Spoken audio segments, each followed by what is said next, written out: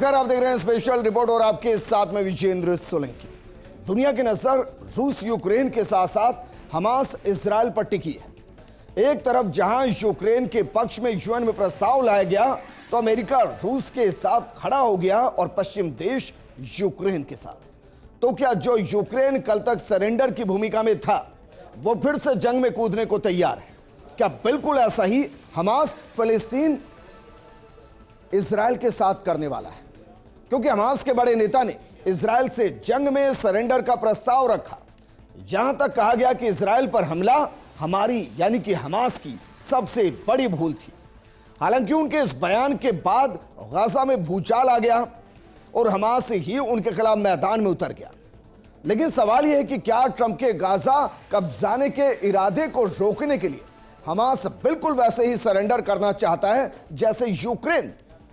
सवाल यह भी है कि ईरान पर अमेरिका के बढ़ते दबाव की वजह से क्या हमास को हथियार और पैसों की किल्लत हो रही है? सवाल यह भी कि क्या बर्बादी के बाद रुकने वाली जंग हमास को हमेशा के लिए खत्म कर देगी, या फिर हमास को एहसास हो गया है कि अगर खत्म होने से बचना है तो फिर 2 कदम पीछे खींचने होंगे। आज हम आपको बताएंगे हमास का प्लान सरेंडर क्या बचने की साजिश है या फिर सच में घुटनों पर आ चुका है हमास।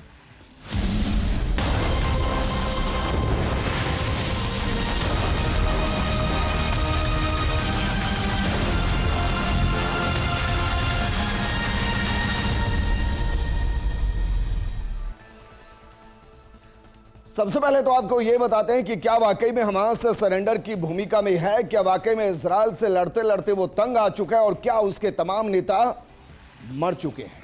और जिस तरीके से कहा जा रहा है कि गाजा लगभग बर्बाद हो चुका है, क्या हमास के पास सरेंडर या कहीं कि घुटनों पर आने के अलावा कोई दूसरा विकल्प नहीं? एक बयान आपको सुनाते हैं और उसको जरा समझने की कोशिश कीजिए। यह बयान किसकी तरफ से दिया गया और क्या दिया गया है, पहले यह पढ़िए। अगर उन्हें पता होता कि वो इजराइल पर हमले से गाजा पर इतना विनाशकारी असर पड़ेगा तो वो कभी हमले का समर्थन नहीं करते। उन्हें 7 अक्टूबर के हमले से जुड़ी खास योजनाओं के बारे में जानकारी नहीं दी गई थी। ये किसने कहा है? ये हमास के विदेश मामलों के चीफ मूसा अबू मरजूक का बयान है। जो विदेश मामले को समझते हैं वो ये समझ रहे हैं कि जो इजराइल पर 7 अक्टूबर को किया गया वो गलत था।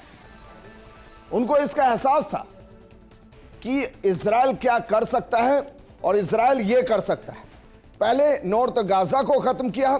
नॉर्थ गाजा को खत्म करने के बाद जब ये पॉपुलेशन गाजा की तरफ बढ़ी या हमास गाजा की तरफ बढ़ा तो फिर गाजा को खत्म किया गया। गाजा से आगे बढ़ते हुए जब ये डेर अलबाहा की तरफ बढ़े तो डेर अलबाहा को खत्म किया गया। वहां से आगे बढ़ते हुए जब ये सब राफा की तरफ बढ़े तो फिर राफा पर अटैक किया गया और राफा पर अटैक करने के बाद ज्यादा ऑप्शन बचते ही नहीं, क्योंकि इससे आगे शुरू होता है मिस्र यानी कि इजिप्ट, और इजिप्ट ने अपने दरवाजों को बंद किया हुआ है। और क्या वाकई में मजरूक को इसका एहसास था?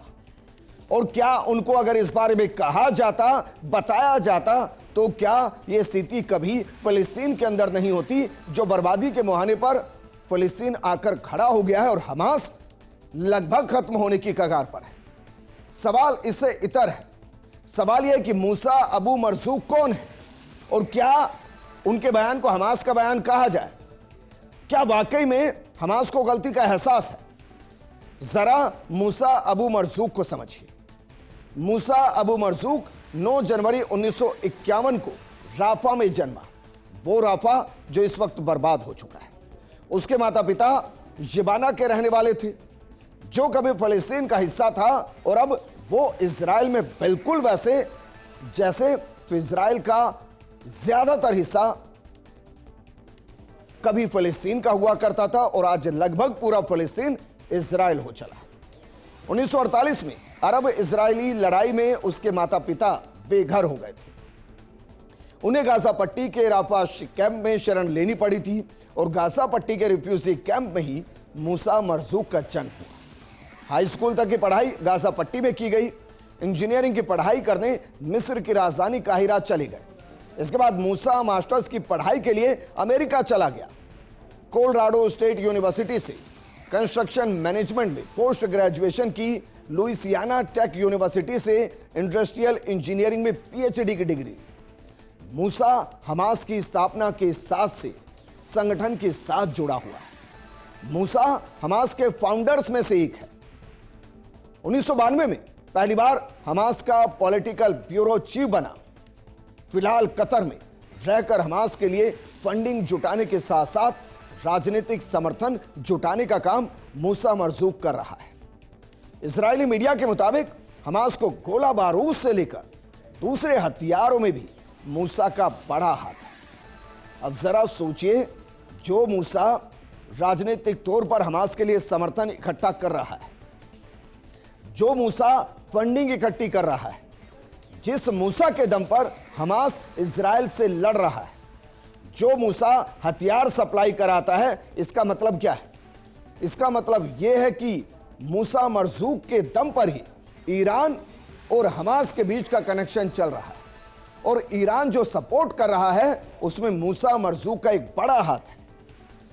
लेकिन क्या 7 जनवरी को जो घटना घटी, माफ कीजिएगा 7 अक्टूबर को जो घटना घटी, क्या उसमें मूसा मरजूक को वाकई में जानकारी नहीं थी? तो क्या हमास मूसा मरजूक की परमिशन के बिना काम कर रहा था? और क्या इसका मतलब यह कि हमास ने जो किया, क्या उसकी ईरान को भी जानकारी नहीं थी? क्योंकि हमास कुछ बिना ईरान की परमिशन के करेगा यह संभव नहीं है, और ईरान बिना मूसा मरजूक के इतना बड़ा अटैक कराएगा यह भी शायद किसी को डाइजेस्ट ना हो। तो क्या मूसा मरजूक अब खाड़ी देशों का समर्थन लेने के लिए इस तरीके का बयान दे रहा है कि उसको जानकारी नहीं थी, और अगर जानकारी होती तो वो ऐसा नहीं होने देता? आप जरा सोचिए और समझिए, क्या हमास घुटनों पर है या खुद को बचाने की एक नई रणनीति पर काम कर रहा है? बहरहाल जिस 7 अक्टूबर 2023 का जिक्र किया गया कि वो घटना उस दिन नहीं घटती, तो सवाल यह कि उस दिन घटा क्या?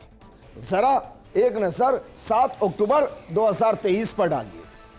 तारीख 7 अक्टूबर 2023, सान इजराइल, 1200 से ज्यादा मौतें, 250 से ज्यादा बंधक। आपको ध्यान होगा कि बाकायदा हमास के लड़ाके ड्रोन के जरिए, पैराशूट के जरिए इजराइल के अंदर एंट्री करते हैं, और उसके बाद मौत का तांडव इजराइल में शुरू होता है, और देखते ही देखते 1200 से ज्यादा लोगों की जान चली जाती है, और 250 से ज्यादा बंधक बनाए जाते हैं। और जो बंधक बनाए जाते हैं उनमें कई महिलाएं भी होती हैं जिनके साथ ज्यादती की सारी हदों को पार कर दिया जाता है। और उसके बाद इजराइल बदला लेता है, और बदला इस तरीके से लेता है कि हमास को खत्म करने में, पूरे फिलिस्तीन को खत्म करने की ठान लेता है, और फिर ग्रेटर इजराइल प्लान को एग्जीक्यूट करने की तरफ आगे बढ़ता है। लेकिन कमाल की बात देखिए, जो मूसा मरजूक विदेश मामलों के चीफ है हमास के, जो मूसा मरजूक बाकायदा पॉलिटिकल सपोर्ट हासिल कराते हैं, हमास को फंडिंग कराते हैं, हथियार उपलब्ध कराते हैं, हमास ने मूसा के बयान से पल्ला झाड़ लिया है। हालांकि पल्ला झाड़ने के साथ साथ हमास ने एक तरीके से कहा कि मूसा ने जो कहा वो उस तरीके से नहीं कहा जैसा उसका मतलब निकाला जा रहा है। मूसा के बयान पर हमास ने प्रतिक्रिया दी। हमास के प्रवक्ता ने जारी किया बयान, और उसमें क्या कहा? उसमें कहा कि मूसा के बयान को गलत तरीके से पेश किया गया। मूसा ने ऐसा नहीं कहा जैसा बताया जा रहा है, उनके बयान का संदर्भ अलग है। अब संदर्भ क्या है, और क्या हमास यह बताना चाह रहा है कि नहीं, ऐसा नहीं हुआ कि मूसा मरजूक को बाईपास किया गया, ऐसा नहीं हुआ कि मूसा मरजूक को ओवरलैप किया गया या उनको कोई जानकारी नहीं दी गई, ऐसा नहीं है। तो क्या मूसा मरजूक खाड़ी देशों के समर्थन के लिए कह रहे हैं कि उनको जानकारी नहीं? क्योंकि विदेश मामलों के चीफ होने की वजह से विदेशों के जितने भी सपोर्टिव हैंड उनके, उनको जवाब देने की जिम्मेदारी मूसा मरजूक की है। लेकिन जरा सोचिए, 7 अक्टूबर 2023 को जो घटा, और जिसमें इजराइल के 1200 से ज्यादा लोग मारे गए, सिविलियंस मारे गए, और 250 से ज्यादा बंधक बनाए गए, उसका बदला लेने के दौरान इजराइल ने क्या किया? इजराइल ने मौत का तांडव गाजा, राफा, वेस्ट बैंक और बाकी इलाकों के अंदर, फिलिस्तीन के अंदर नजर आया। जरा एक मोटा मोटा आंकड़ा आपको दिखा रहे हैं, क्योंकि कहा जा रहा है कि आंकड़ा इससे कहीं बड़ा है, लेकिन फिर भी 46,000 से ज्यादा गाजा वासियों को मौत के घाट उतार दिया गया।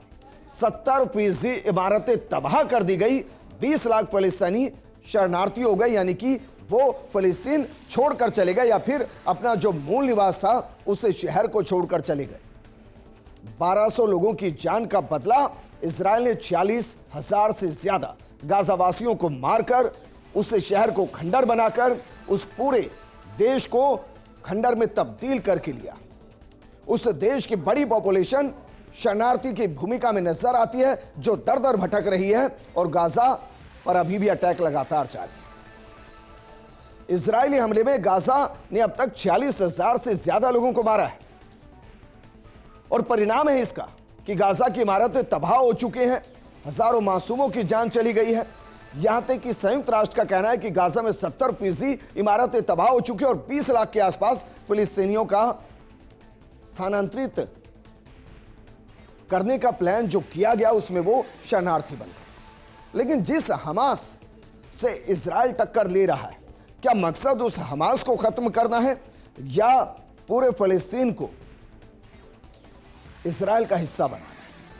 जरा हमास के इतिहास को समझिए और पढ़िए कि यह हमास बना क्यों। यहूदियों और मुसलमानों के बीच संघर्ष कई सालों पुराना है और इस संघर्ष में एक खतरनाक मोड़ साल 1987 में आया। 1987 वो साल था जब हमास का गठन हुआ। हमास यानी हरकतुल मुकावमतुल इस्लामिया यानी इस्लामी प्रतिरोध आंदोलन।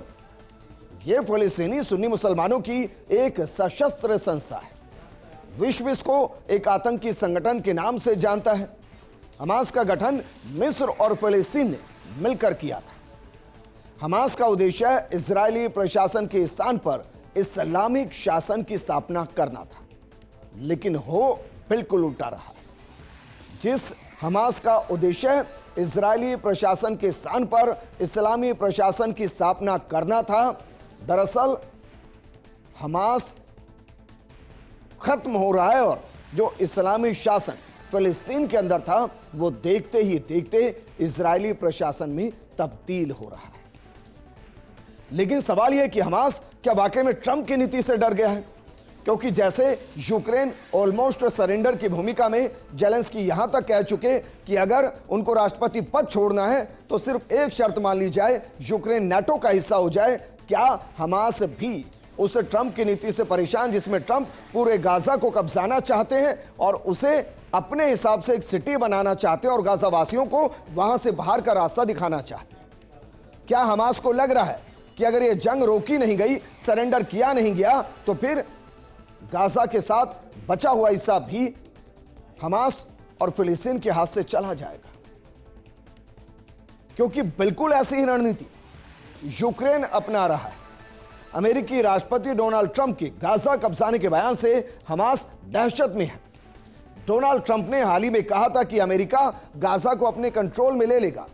बेंजामिन नेतन्याहू की मौजूदगी में ट्रंप ने कहा था, हम वहां काम भी करेंगे, गाजा पर मौजूद सभी खतरनाक बिना फटे बम और अन्य हथियारों को नष्ट करेंगे, गाजा को समतल करेंगे और इमारतों से, जो नष्ट हो चुकी इमारतें हैं, उनसे छुटकारा पाने की जिम्मेदारी लेंगे। साथ ही ट्रंप ने गाजा वासियों को पड़ोसी देशों में बसने की सलाह दी। इसके बाद मिस्र, जॉर्डन, सऊदी अरब, संयुक्त अरब अमीरात, कतर, फलस्तीन प्राधिकरण और अरब लीग ने साझा बयान में डोनाल्ड ट्रंप की इस योजना की आलोचना की। सभी देशों ने कहा था कि इस तरह की योजना क्षेत्रीय स्थिरता के लिए खतरा पैदा करेगी। वहीं ट्रंप ने साफ कहा था कि अमेरिका ईरान को भी नहीं छोड़ेगा। ट्रंप के मुताबिक अगर ईरान उनके ऊपर हमला करता है तो अमेरिका उसे तबाह कर देगा। और क्या इसी से हमास बचना चाह रहा है? क्योंकि जंग जितनी आगे बढ़ेगी, गाजा में उतना नुकसान होगा, फिलिस्तीन के उस हिस्से में उतना ही ज्यादा नुकसान होगा जो अभी हमास या फिलिस्तीन के कंट्रोल में है। तो उस कंट्रोल को बनाए रखने के लिए क्या हमास का घुटनों पर आना जरूरी है?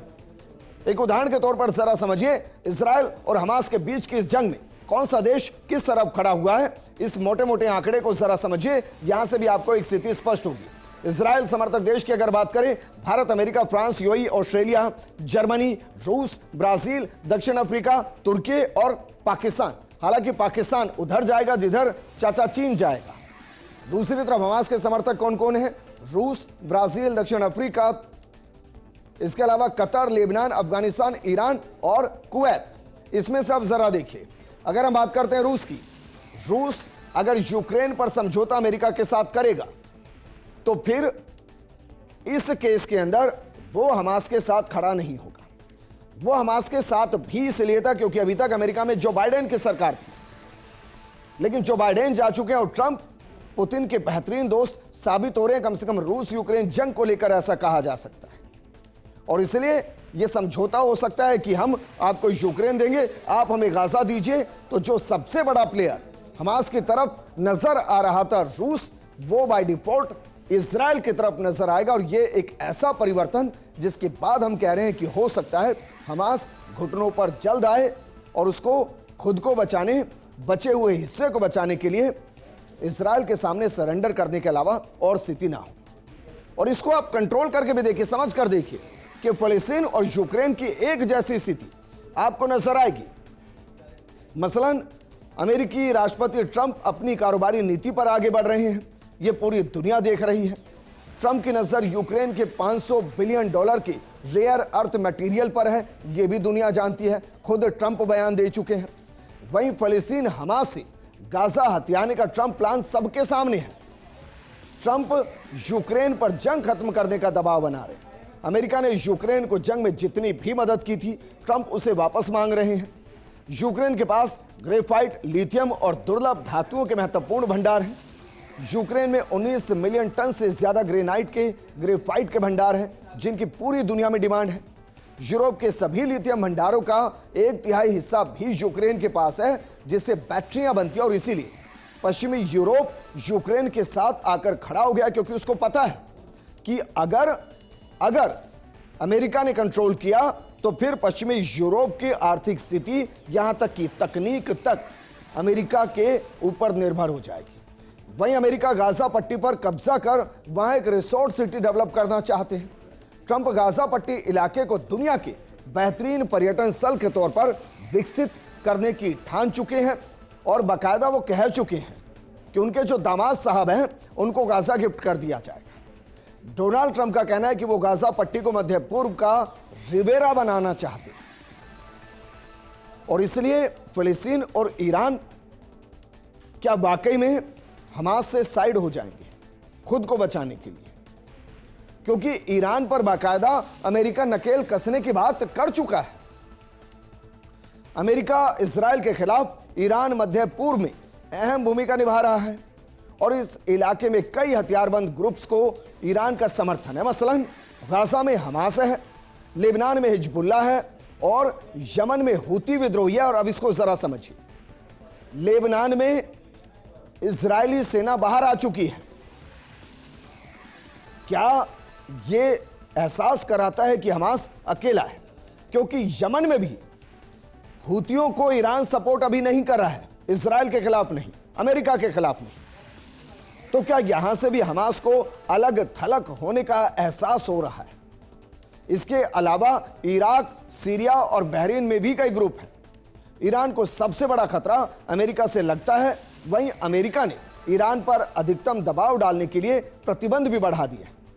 ट्रंप ईरान पर दबाव बनाने के लिए कई फैसले ले रहे हैं, और अमेरिका ईरान के तेल उद्योग को खत्म करना चाहता है, जिससे ईरान आतंकी गतिविधियों को वित्त पोषित ना कर पाए। ईरान पर अंकुश से हमास सहित बाकी आतंकी ग्रुप भी कमजोर होते दिख रहे हैं। और क्या यहीं से सरेंडर की वो फिलॉसफी सामने आ रही है जिसमें हमास घुटनों पर नजर आ सकता है? बहरहाल मौजूदा हालात हमास और इजराइल के बीच क्या है, जरा इसको भी एक बार समझ लीजिए, क्योंकि 19 जनवरी से इजराइल और हमास के बीच सीज फायर लागू है। दोनों तरफ से बंधकों और कैदियों की रिहाई की जा रही है। हालांकि इजराइल ने गाजा पट्टी से रिहा किए गए बंधकों के साथ अपमानजनक व्यवहार को लेकर 22 फरवरी को निर्धारित 600 से ज्यादा फलस्तीनी कैदियों की रिहाई नहीं की थी।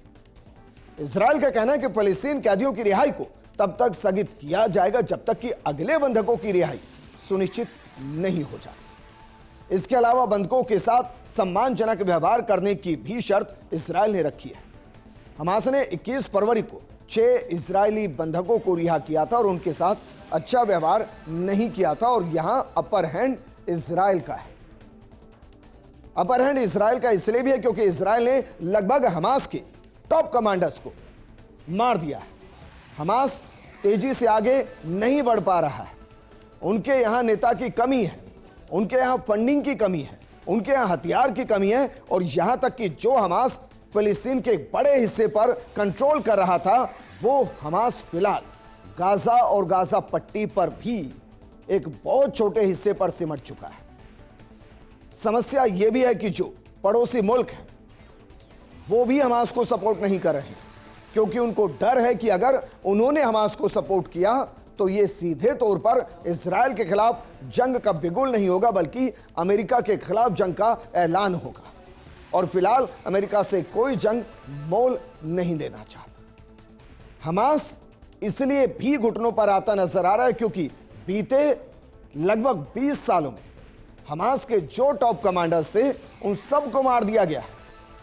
और कौन कौन से टॉप कमांडर जिनको मार दिया गया है, जरा एक नजर इस पर भी डाल लीजिए। कैसे हमास देखते ही देखते अपने टॉप कमांडर से हाथ धो बैठा है। उनमें शेख अहमद इस्माइल यासीन। मार्च 2004 में हेलीकॉप्टर मिसाइल हमला हुआ और उसमें शेख अहमद इस्माइल यासीन मारा गया। हमास का ये बड़ा नेता जो मार दिया गया। दूसरा नेता कौन? अब्देल अजीज अल रंतीसी।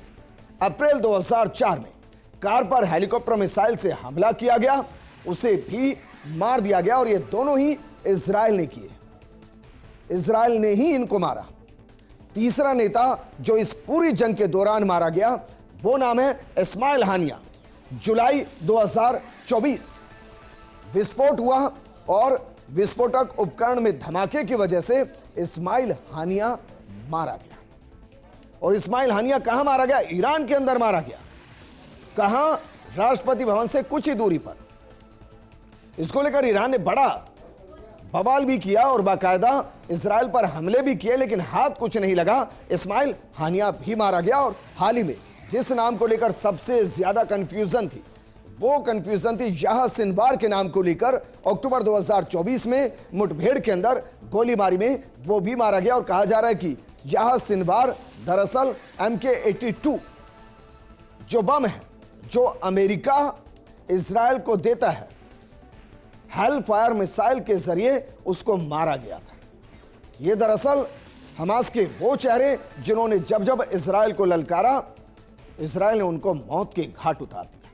और इसलिए हमास के पास ना सिर्फ लीडर की कमी है बल्कि फिलहाल हथियार की भी कमी है, मैन पावर की कमी है, लड़ाकों की कमी है और जो सपोर्टिव देश हुआ करते थे वो भी धीरे धीरे खुद को बचाने के लिए हमास से हाथ खींच रहे हैं। और क्या हमास खुद को बचाने के लिए घुटनों पर आ रहा है, ये वक्त बताएगा। लेकिन फिलहाल इस पूरी जंग के अंदर हमास और फिलिस्तीन के पास एक ही विकल्प बचा है और वो है सरेंडर करना, जैसे यूक्रेन नीति अपना रहा है।